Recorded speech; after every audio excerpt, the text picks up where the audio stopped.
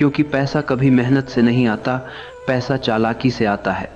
यह दुनिया भोले लोगों की दुश्मन है। भोले आदमी से सब काम करवाए जाते हैं और फायदा कोई और उठाता है।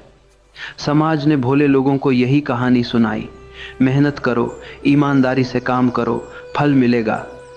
लेकिन यह फल किसे मिला? तुम्हें नहीं। फल हमेशा उसी को मिला जो चालाक था। मेहनत तो गरीब करता है और चालाक अमीर बनता है। देखो जरा चारों तरफ। एक मजदूर सुबह 6 बजे से रात 8 बजे तक इंटेंड होता है। उसकी कमाई बस इतनी है कि घर में चूल्हा जल सके। दूसरी तरफ एक व्यापारी एयर कंडीशन कमरे में बैठा है, दिमाग से खेल रहा है और वही लाखों करोड़ों का मालिक है। पसीना किसने बहाया? मजदूर ने। पैसा किसके पास गया? व्यापारी के पास। क्यों? क्योंकि खेल मेहनत का नहीं, चालाकी का है।